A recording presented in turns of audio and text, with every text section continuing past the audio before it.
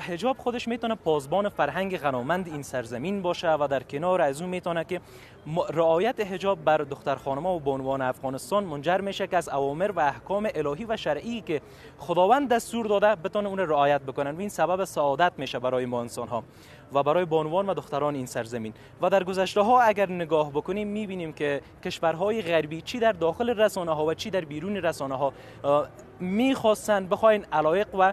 باورهای خودشان را بتونن در این سرزمین پیاده بسازن، چی از طریق رسانه باشه چی از طریق فضای مجازی و میتونیم گفته شاید از طریق جنگ سرد وارد این سرزمین میشدن و میخواستن این را پیاده بسازن. و الحمدلله با سازمان هایی که در گذشته ها هم بود و فعلا هم داره فعالیت میکنه، همیشه وقت میخواستن پیام و اطلاع رسانی بکنن بر دختران و بانوان این سرزمین تا بفهمن که حجاب و رعایت حجاب چقدر یک اصل مهم است و میتونه منجر به نجات یک جامعه شود و میتونه که